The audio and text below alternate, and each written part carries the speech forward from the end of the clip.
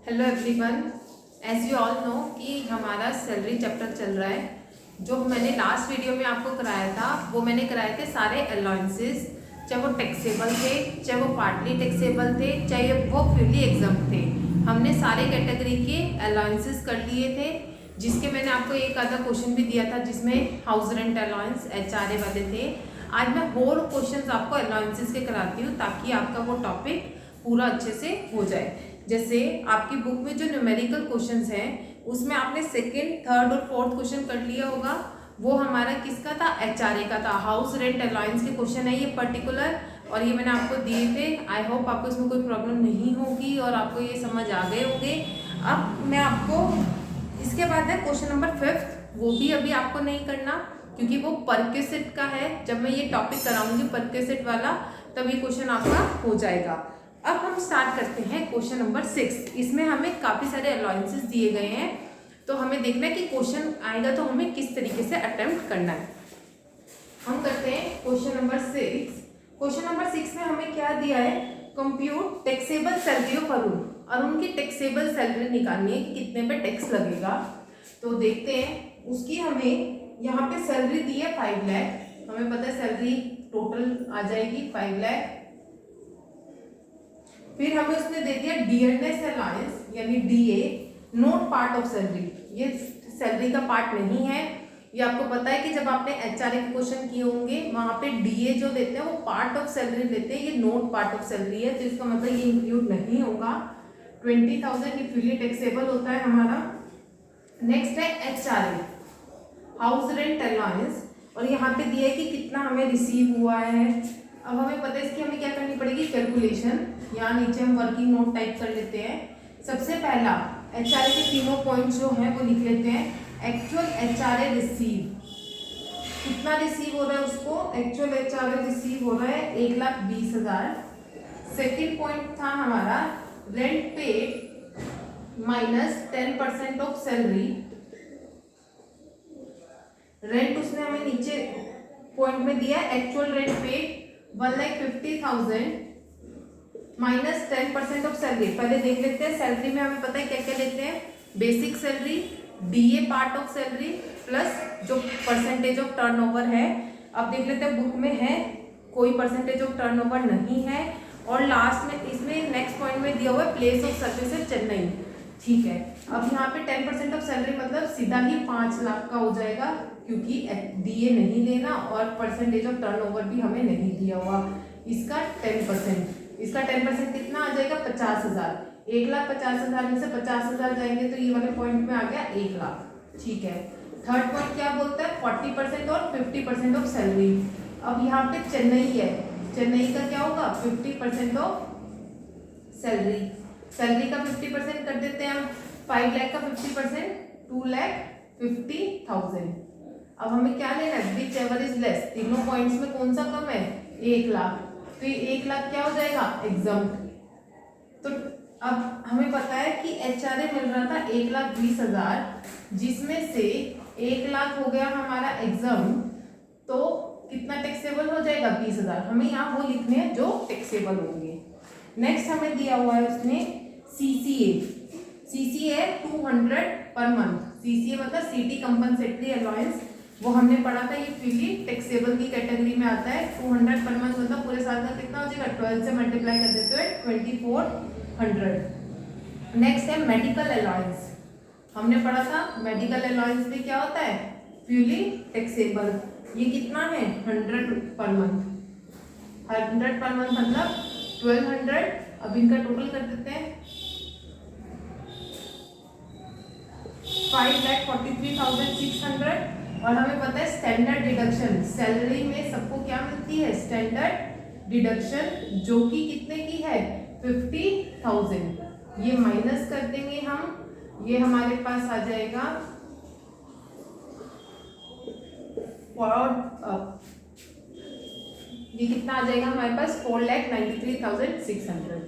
ठीक है, I hope आपको ये क्वेश्चन समझ आ गया होगा कि आपको कैसे करना है, 1 बाय 1 करना है। जिसकी आपको लगता है कैलकुलेशन होनी है उसके वहाँ पे पेपर में आपको ऐसे वर्किंग नोट बना के आने पड़ेंगे। ये वर्किंग नोट जैसे अगर 1 है तो इसको 1 दे देना, इसको 1 अगर कोई और अलाउंस है जिसकी कैलकुलेशन कर रहे हो तो 2, इस तरीके से आपको पेपर में करके आना है पूरा क्वेश्चन। ये था हमारा क्वेश्चन नंबर 6। अब करते हैं क्वेश्चन नंबर 7। नेक्स्ट है हमारे पास क्वेश्चन नंबर 7। क्वेश्चन नंबर 7 में क्या कह रहा है, Raman is employed as an engine driver है इंडियन रेलवे में। इंजन ड्राइवर है, ध्यान से देखना, इंडियन रेलवे में। He is getting 15,000 per month as a basic pay. Basic pay का मतलब बेसिक सैलरी।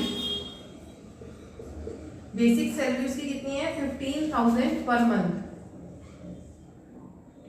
15,000 पर मंथ ये हो जाएगी 1,80,000 एज बेसिक पे। 2,500 पर मंथ एज डियरनेस पे। डीपी कितना है उसका, 2,500 पर मंथ। 2,500 इंटू 12 करते हैं तो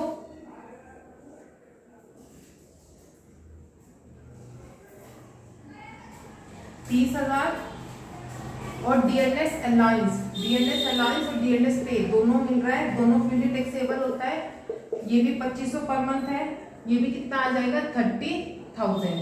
ठीक है, नेक्स्ट वो बोल रहा है उसको मिल रहा है 16,500 एज रनिंग अलाउंस। अब यहाँ पे ध्यान से समझना, ये है रनिंग अलाउंस।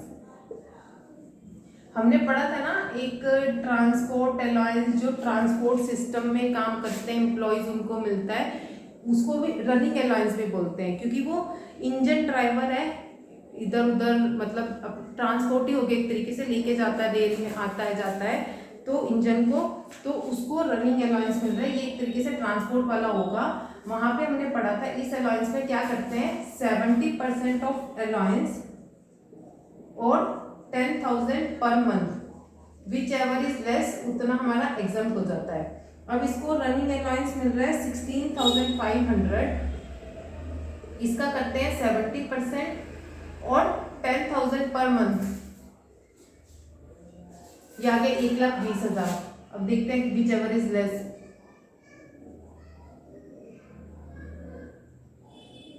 ये आ जाएगा 11,550, which ever is less. 11,550 exam हो गया, मिला था 16,500, जिसमें से 11,550 क्या हो गया, एग्जाम। तो बाकी बचा हुआ क्या हो जाएगा, टैक्सेबल। ठीक है, आई होप समझ आ गया होगा। नेक्स्ट उसका है, अब ध्यान से देखना, 200 पर मंथ पर चाइल्ड एजुकेशन अलाउंस मिल रहा है 2 चिल्ड्रन के लिए। हमने पढ़ा था एजुकेशन अलाउंस,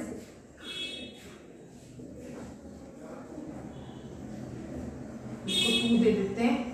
नंबर 2, उसको क्या मिल रहा है, कितना रिसीव हो रहा है, 200 पर मंथ पर चाइल्ड का, यानी पूरे साल का एक चाइल्ड का मिल रहा है 2,400, इंटू में 12 कर दिया, 2 चाइल्ड का मिल रहा है यानी 4,800।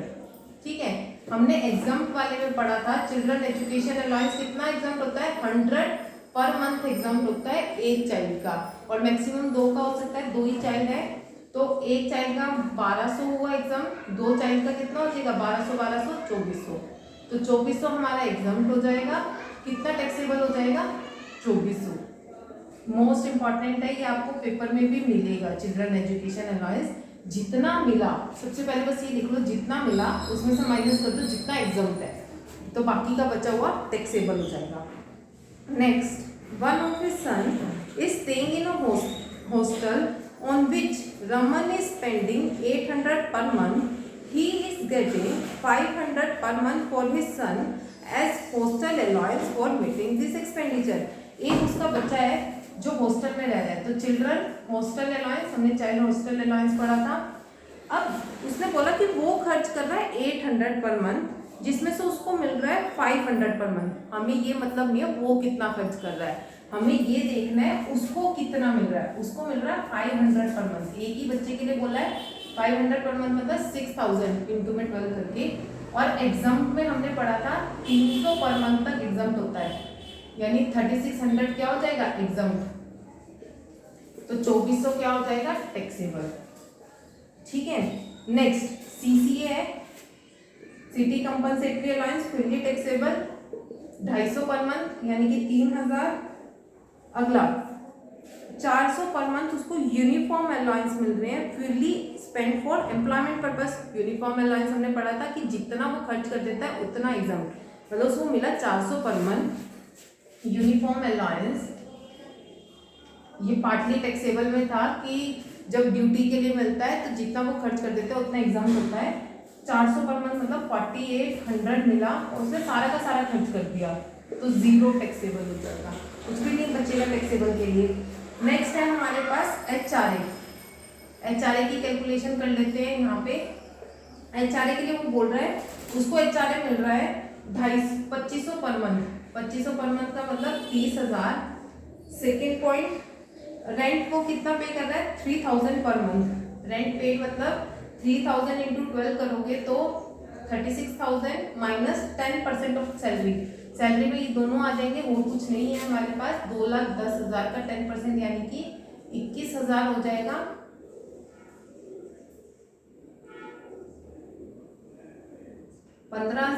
और 40% ऑफ सैलरी, इसी का ही 40% कर देते हैं क्योंकि वो कहाँ पे रह रहा है उसने ऐसा कुछ लिखा है, कुछ नहीं है तो हम 40% ही करेंगे। यहाँ पे कर देते हैं 40% ऑफ द सैलरी।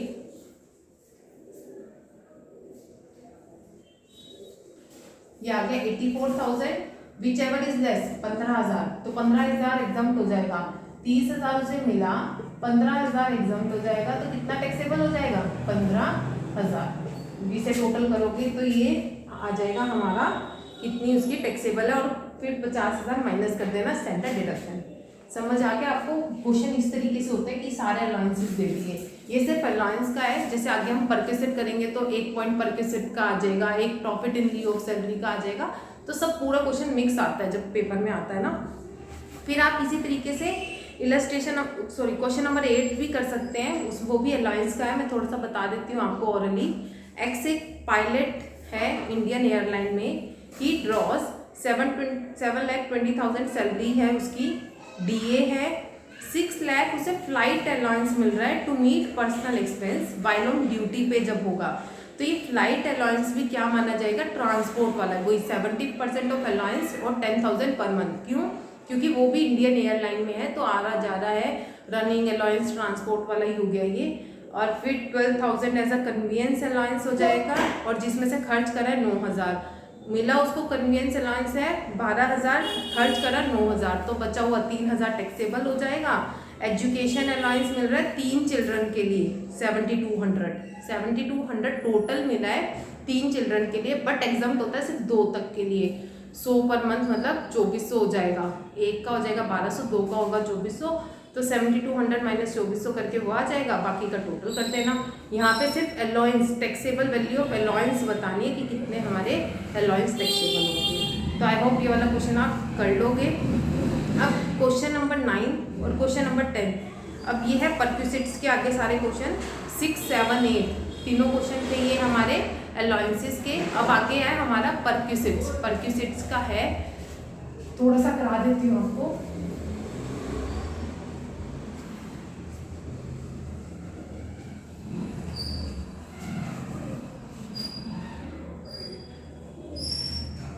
परक्यूसिट्स क्या होते हैं, कुछ एक्स्ट्रा बेनिफिट हम देते हैं अपने एम्प्लॉयज को इन एडिशन टू सैलरी के अलावा।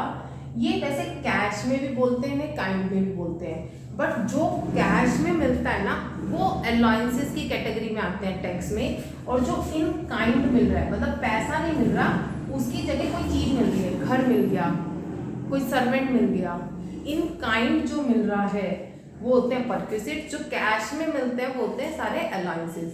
ठीक है, अब परक्यूसिट्स हमारे पास बहुत सारे होते हैं, बहुत सारे होंगे। आप अपनी बुक में देखोगे उन्होंने बहुत अजीब तरीके से मिक्स किया हुआ है, आपने उसमें से नहीं पढ़ना, मैं टॉपिक वाइज आपको एक एक करके कराऊंगी जो कि ईजी रहेगा। अगर आप बुक में से देखोगे तो कहीं ना कहीं मेरे को लगता है कंफ्यूज हो जाओगे। उन्होंने कुछ स्पेसिफाइड एम्प्लॉयज़ का दे दिया, ऑल एम्प्लॉयज़ का दे दिया, वो कंफ्यूज करेगा हमें। जैसे मैं करा रही हूँ आप उसी तरीके से करना तो ईजी रहेगा। मोस्ट इम्पॉर्टेंट परक्यूसिट करते हैं RFA, rent free accommodation. Rent free accommodation का मतलब क्या है, ये है RFA। जैसे एक कंपनी ने घर दे दिया रहने के लिए, वो क्या हो जाएगा हमारा RFA हो गया। घर रहने के लिए दे दिया, वो क्या है RFA हो गया। अब यहाँ पे दो तरीके के एम्प्लॉयज़ को RFA मिलता है, एक गवर्नमेंट एम्प्लॉय होगा, एक नॉन गवर्नमेंट एम्प्लॉय होगा। दोनों के केस में अलग अलग कैलकुलेशन है। अब गवर्नमेंट एम्प्लॉय में आपको याद रखना है, घर भी दो तरीके से मिलते हैं, एक फर्निश्ड हाउस मिलता है, एक अनफर्निश्ड। एक अनफर्निश्ड मिलता है, एक फर्निश्ड मिलता है। फर्निश्ड और अनफर्निश्ड का मतलब क्या है, एक खाली घर दे दिया जिसमें कोई सामान नहीं है, लाइक सोफा बेड ये सब कुछ नहीं है, कुछ भी फैसिलिटी नहीं है, सिर्फ एक घर है, तुम अपना सामान लाओ और रहो, वो होता है अनफर्निश्ड। अनफर्निश्ड मतलब जिसमें कुछ भी फर्नीचर नहीं है, जहाँ फर्नीचर वगैरह सब कुछ होता है वो होता है फर्निश्ड। दो तरीके के घर होते हैं। अगर गवर्नमेंट एम्प्लॉय को किसी को अनफर्निश्ड घर मिल रहा है, अनफर्निश्ड, तब क्या हमें RFA की वैल्यू लेनी है जो टैक्सेबल होगी, वो हमारे पास होगी जो भी गवर्नमेंट ने डिटरमाइन की होगी कि इस घर की वैल्यू कितनी है, वो हम वैल्यू सीधे ले लेंगे। आपके क्वेश्चन में दिया होगा कि एज पर गवर्नमेंट इस घर की वैल्यू इतनी है, और कहीं ना कहीं आपको फेयर वैल्यू भी दी होगी कि इस घर की फेयर रेंट वैल्यू इतनी है। आपको वो नहीं लेना, सिर्फ क्या देखना है जो गवर्नमेंट ने डिटरमाइन की है वो इस घर की वैल्यू आ जाएगी, उतना वो टैक्सेबल हो जाएगा। और फर्निश्ड के केस में क्या होगा, हमें पता है घर की वैल्यू तो कौन सी हो गई, जो गवर्नमेंट ने बता दी कि ठीक है, बाकी जो सामान है उसकी वैल्यू क्या होगी, 10% of the cost of furniture. जो भी फर्नीचर की कॉस्ट है उसका 10% ऐड कर देंगे, वो उसकी हो जाएगी। मतलब घर की वैल्यू तो वो हो गई जो गवर्नमेंट ने बताई, अब फर्निश में सामान भी है, सामान की भी वैल्यू ऐड करोगे तो जितनी उसकी कॉस्ट है उसका 10% ऐड कर दोगे तो ये फर्निश की वैल्यू आ जाएगी। अगर कुछ भी एम्प्लॉय पे कर रहा है, जैसे गवर्नमेंट ने तो बता दिया कि इस घर की वैल्यू भैया देखो, इस घर की वैल्यू है 30,000, लेट्स से एग्जांपल है कि 30,000 है। अब उसको लगता है कि मैं 30,000 टैक्सेबल हो जाएगा, उसकी तो सैलरी बहुत ज़्यादा बढ़ जाएगी, तो वो इसमें से कुछ पे करता है कि वो 20,000 पे कर देता है अपने बजट के हिसाब से, बाकी बचा हुआ 10,000 क्या हो जाएगा टैक्सेबल।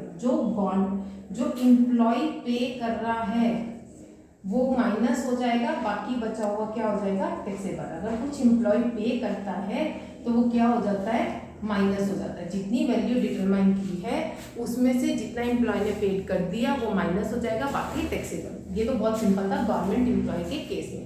अब पढ़ते हैं नॉन गवर्नमेंट एम्प्लॉय के केस में क्या होगा। आई होप ये समझ आ गया होगा, इसमें कुछ ज़्यादा कैलकुलेशन नहीं थी। यहाँ भी वही आएगा फर्निश्ड और अनफर्निश्ड। वो अनफर्निश्ड और फर्निश्ड वाला बाद में देखते हैं। यहाँ एक चीज करते हैं कि एक होता है कि जो कंपनी है उसका खुद का घर है, कंपनी ओन हाउस है या बिल्डिंग जो भी है कंपनी की खुद की है, या कंपनी ने क्या किया है हायर पे ली है। देखो जैसे नॉन गवर्नमेंट एम्प्लॉय में क्या है, कंपनी ने अपने एम्प्लॉय को रहने के लिए घर दिया।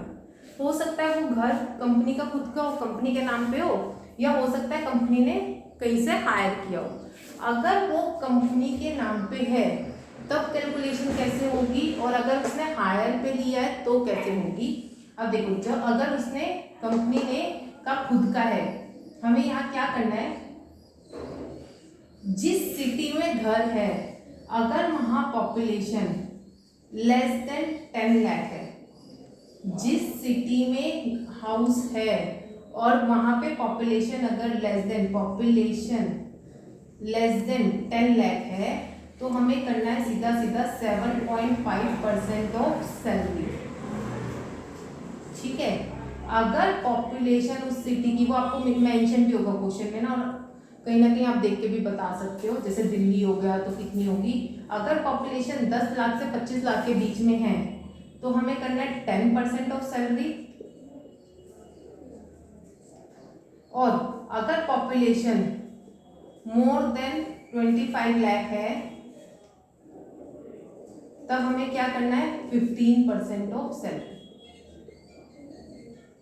ये समझ आ गया। अगर कंपनी का खुद का घर है तब हमें कैलकुलेशन कैसे करनी है, अगर पॉपुलेशन 10 लाख से कम है उस सिटी की तो 7.5% ऑफ सैलरी, अगर 10 लाख से 25 लाख के बीच में है तो 10% ऑफ सैलरी, 25 लाख से ज़्यादा है तो 15% of the salary.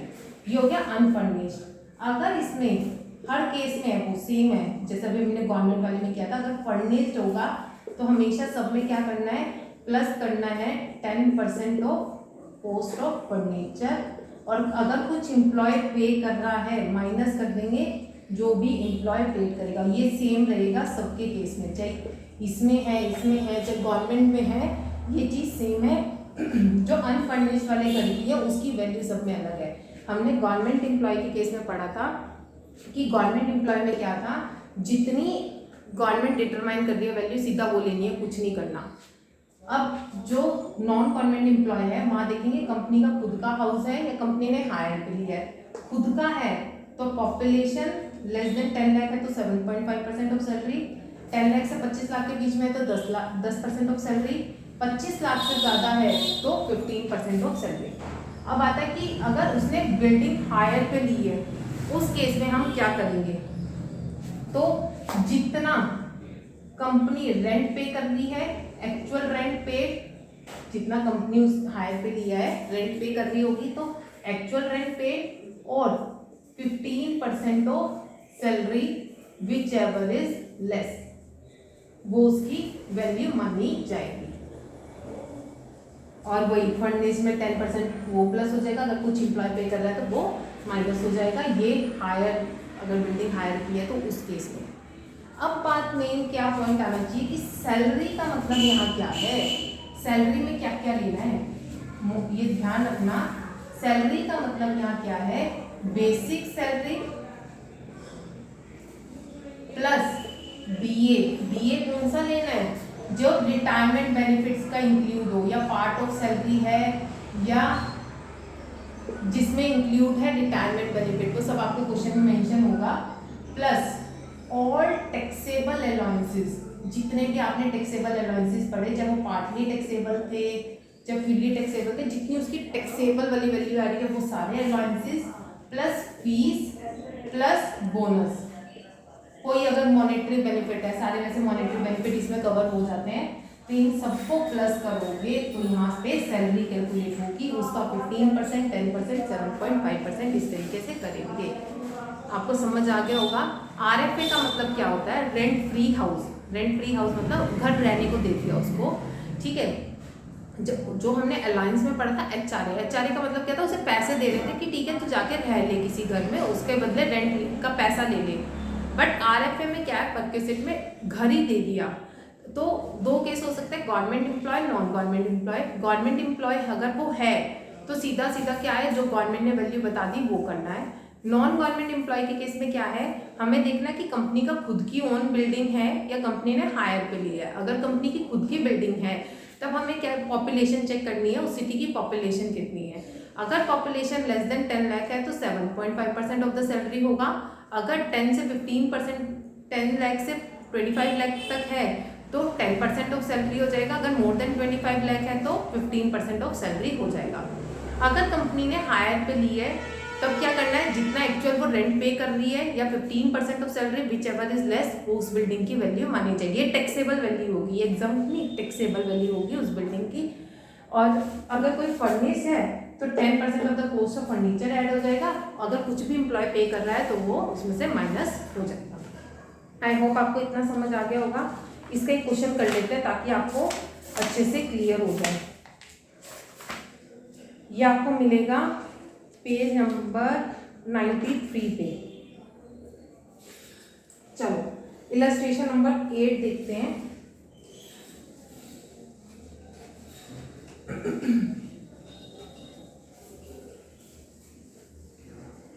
Illustration number 8, इसमें क्या बोल रहा है, a company has provided residential accommodation, दिया उसने अपने एम्प्लॉय को रहने के लिए मतलब घर। From the following information find out the value of perquisite of accommodation, हमें उस परक्विजिट की वैल्यू निकालनी है, मतलब एकोमोडेशन की, घर की। Fair rental value of the house, उस घर की फेयर रेंटल वैल्यू कितनी है 70,000, salary 6 lakh, house situated in city whose population is more than 25 lakh, house situated in city whose population is less than 10 lakh. आप याद रखना हमेशा फेयर रेंटल वैल्यू का हमें कुछ नहीं करना होता, वो कंफ्यूज करने के लिए दिया होता है, इग्नोर करना है यहाँ पे हमें फेयर रेंटल वैल्यू, इसका कुछ नहीं करना, हमें देखना बस पॉपुलेशन कितनी है उस हिसाब से हम सैलरी का उतना % कर देंगे। जैसे ए पार्ट में क्या है, पॉपुलेशन मोर देन 25 लाख है, तो हमें पता है सीधा सीधा 15% ऑफ सैलरी हो जाएगा, तो 6 लाख का 15% कर देंगे तो 90,000 हमारी इस घर की वैल्यू आ गई। सेकेंड केस में हमें दिया है पॉपुलेशन लेस देन 10 लाख है, लेस देन 10 लाख है तो क्या होगा हमारा 7.5% ऑफ सैलरी, तो 6 लाख का 7.5% कर देना, वो आ गया हमारा 45,000। ठीक है, ये तो हमारा सिंपल सा क्वेश्चन था। नेक्स्ट इलस्ट्रेशन 9 में हमें क्या दिया है, a company took a house on rent. अब कंपनी ने हाउस किस पे लिया है, रेंट पे, तो हमें पता है तो जितना एक्चुअल रेंट को पे कर रही होगी और 15% ऑफ सैलरी। अब वो बता रहा है कि रेंट को पे कर रहे हैं 60,000 और सैलरी है 5 लाख, उसने साथ में मतलब ठीक है कॉस्ट ऑफ फर्नीचर जो हाउस में दिया है वो दे दिया, रेंट चार्ज फ्रॉम एम्प्लॉय दे दिया। पहले तो हम घर की वैल्यू निकालते हैं, रेंट पे और 15% ऑफ सैलरी यानी 5 लाख का 15%, 5 लाख का 15% अगर आप करते हो 75,000 और 60,000 विच एवर इज लेस, 60,000 घर की वैल्यू आ गई।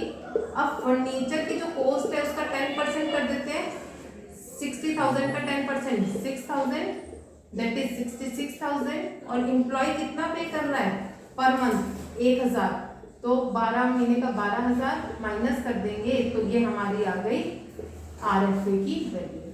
हमने क्या किया, सबसे पहले घर की वैल्यू निकाली, फिर फर्नीचर की जो कॉस्ट थी उसका 10% ऐड किया, जिसमें से एम्प्लॉय जो पे कर रहा है वो मैंने माइनस कर दिया, तो हमारी कॉस्ट ऑफ RFA मतलब घर की वैल्यू आ गई क्या हमारी RFA की वैल्यू। अब इसमें हमारे पास आगे कुछ और टॉपिक आते हैं कि अगर एकोमोडेशन होटल में रहने को दे रहे हैं, साइट पे दे रहे हैं, तब कैसे होगा। चलो बता ही देती हूँ, सिंपल है हमारा ये। अगर एकोमोडेशन होटल में दिया है, होटल में मतलब जैसे एक एम्प्लॉय की ट्रांसफर एक शहर से दूसरे शहर में करती, अब जाते तो वो कहाँ रहेगा, तो एम्प्लॉय को होटल में रहने के लिए एकोमोडेशन दिया जाता है। अगर याद रखना वो लेस देन 15 डेज रह रहा है होटल में, 15 दिन से कम, तो वैल्यूएशन निल, कुछ भी टैक्सेबल नहीं होगा उसके हैंड में, निल होगा कि भाई 15 दिन तो रहेगा गवर्नमेंट होती है। अगर वो मोर देन 15 डेज रहता है, ठीक है, तो यहाँ पे तब हमें क्या करना है, हमें करना है 20% ऑफ सैलरी, कौन सी कितनी सैलरी का 24% करना है, और जितना पीरियड वो उसमें रहा है होटल में, जितने भी टाइम, जैसे वो 1 महीना रहा है तो 1 महीने की सैलरी का 24%, वो 25 दिन रहा है तो 25 दिन की सैलरी का 24%, ठीक है वो करेंगे। और जितना एक्चुअल रेंट है उस होटल का विच एवर इज लेस वो उसकी वैल्यू आ जाएगी, और जितना एम्प्लॉय पे कर रहा होगा वो माइनस हो जाएगा। अगर होटल में रहने के लिए दिया जाता है कमरा, 15 दिन से कम एम्प्लॉय रह रहा है तो उसको कुछ भी उसके हैंड में टैक्सेबल नहीं होगा, निल मानी जाएगी वैल्यू। 15 दिन से ज़्यादा रह रहा है तो 24% ऑफ सैलरी, यहाँ सिंपल है, सैलरी का मतलब कुछ नहीं है इसमें, सिंपल सैलरी है। सैलरी कितने पीरियड की लेनी है, जितने पीरियड वो, जितना टाइम वो होटल में रहा उसका 24%, और जितना एक्चुअल रेंट कंपनी होटल वालों को दे रही है विच एवर इज लेस, वो हमारी उसकी वैल्यू आ जाएगी, और अगर कुछ एम्प्लॉय पे कर रहा है तो वो माइनस हो जाएगा। जैसे आप इसका नेक्स्ट एग्जांपल देख सकते हैं, एक्स अपॉइंट हुआ कोलकाता में, ही स्टेइंग होटल, 25 दिन के लिए रह रहा है, तो इस केस में आ गया वो, ठीक है। Shifted in house provided by his employer, जो उसका घर प्रोवाइड करेगा तो फिर शिफ्ट हो जाएगा, ठीक है शिफ्ट हो गया। टैक्सेबल वैल्यू परक्विजिट जो होटल में रह रहा है वो निकालना है। देखो रूम रेंट कितना हुआ, जितना एक्चुअल कंपनी पे कर रही है 1000 पर डे, तो वो रहा कितने दिन, 25 दिन, तो इंटू में 25 यानी 25,000 जो एक्चुअल रेंट आ गया।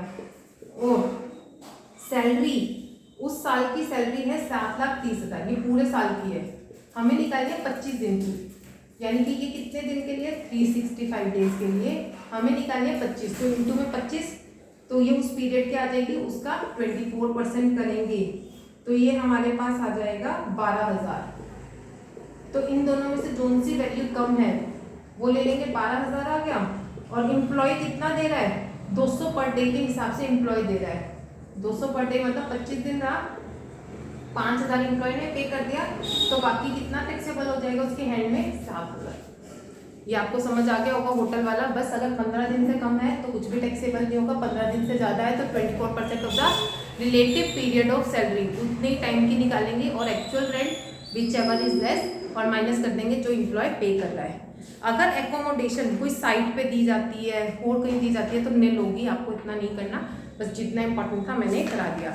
अब आपको क्वेश्चन नंबर करना है 9 और 10, ये दोनों आपके हो जाएंगे। अगर इसमें कोई प्रॉब्लम आती है तो मुझे बताना और करके देख लो, फिर आगे नेक्स्ट परक्यूसेट नेक्स्ट वीडियो में मैं करा दूँगी। Thank you so much.